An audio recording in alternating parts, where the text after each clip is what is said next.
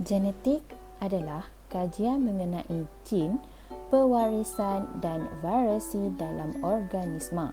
Contoh organisma adalah manusia dan contoh genetik adalah family kita sendiri.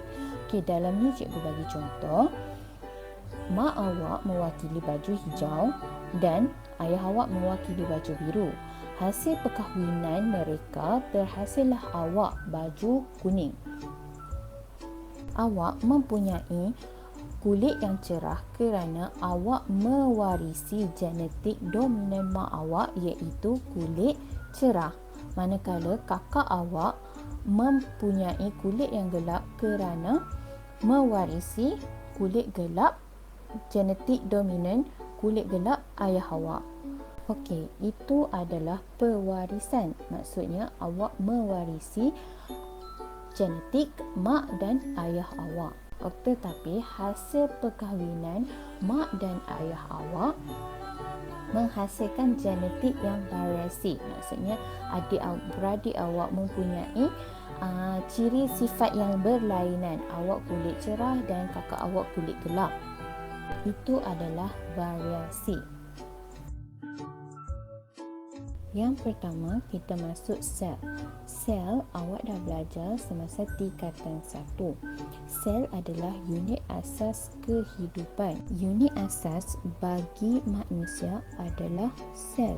Sel tersusun satu persatu hingga terbentuk tisu dan tisu akan bergabung dengan tisu yang lain membentuk organ.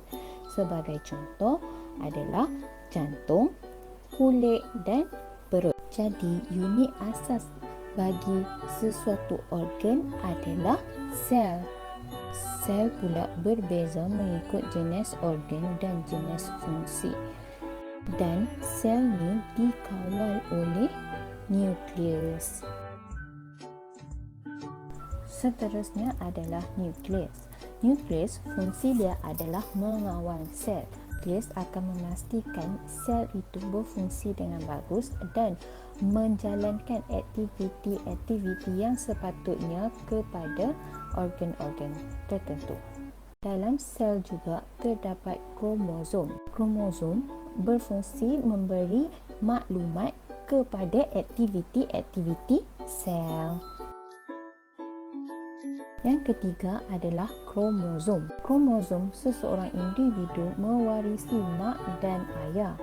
Ia mempunyai sifat-sifat yang sama dengan mak dan ayah. Sebagai contoh, warna rambut. Kromosom mempunyai maklumat yang menyebabkan awak mempunyai warna rambut yang sama dengan mak dan ayah awak. Struktur kromosom adalah berbenang halus, terdiri daripada asid nukleik dan protein, panjang dan berlikar, dan setiap kromosom mengandungi satu molekul panjang DNA. DNA sebenarnya terdapat di dalam kromosom. Jadi, ciri-ciri yang diberi di dalam buku teks ini adalah ciri-ciri DNA. Okey, sekarang awak tengok gambar raja di sebelah kanan. Gambar raja tersebut menunjukkan struktur kromosom. Kromosom terdapat lengan pendek, lengan panjang, berbenang halus yang dinamakan DNA. Di bahagian tengah kita panggil sentromere dan mempunyai dua kromatik. Awak boleh rujuk buku teks muka surat 78. Seterusnya adalah DNA. DNA terdapat di dalam kromosom. DNA adalah singkatan daripada deoksiribonukleik acid atau bahasa Melayunya adalah asid deoksiribonukleik. Unit asas bagi DNA adalah nukleotida. Nukleotida terdiri daripada gula deoksiribosa, base bernitrogen dan kumpulan fosfat. DNA juga terdiri daripada dua rantai polinukleotida yang berpital antiselari dan membentuk struktur helix ganda 2. Sekarang awak boleh tengok gambar raja di sebelah kanan. Gambar raja ini adalah unit asas bagi DNA iaitu nukleotida. G adalah gula deoksiribosa berbentuk pentagon dan B adalah base bernitrogen dan P berbentuk bulat mewakili kumpulan fosfat. Gambar raja sebelah kiri menunjukkan polinukleotida yang berpital antiselari. So, gabungan dua kiri dan kanan adalah dua rantai polinukleotida yang berpital antiselari. Gabungan dua rantai ini membentuk heliks ganda 2. Awak boleh tengok raja di sebelah kanan. Yang kelima adalah gen. Gen adalah unit asas pewarisan. Jadi, gen menentukan ciri-ciri individu. Gen tersusun sebagai segmen pada DNA di sepanjang kromosom dan terdapat beribu-ribu gen di dalam satu molekul DNA. Awak boleh tengok contoh raja di sebelah kanan. Ini adalah satu kromatik. Garis-garis yang melintang di sepanjang kromatik mewakili gen.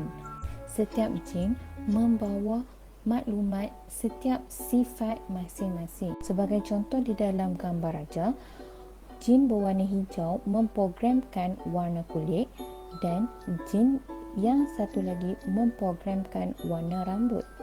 Seterusnya, kita belajar kromosom di dalam tubuh badan manusia. Tubuh badan manusia terdiri daripada dua jenis sel, iaitu sel soma dan sel gamet. Sel gamet manusia adalah sperma dan ovum yang mempunyai separuh daripada bilangan kromosom sel soma, iaitu 23 kromosom. Manakala sel soma mempunyai 46 kromosom.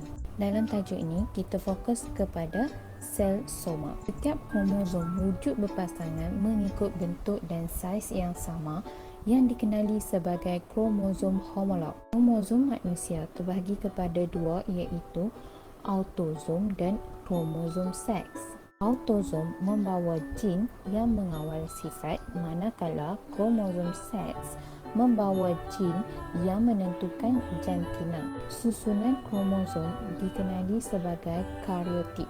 Lelaki mempunyai 44 kromosom tambah 1 kromosom X dan 1 kromosom Y.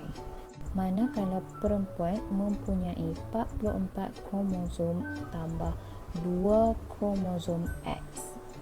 Gambar raja sebelah kiri menunjukkan kariotip lelaki yang mempunyai kromosom X dan kromosom Y, manakala di sebelah kanan menunjukkan kariotip perempuan yang mempunyai 2 kromosom X.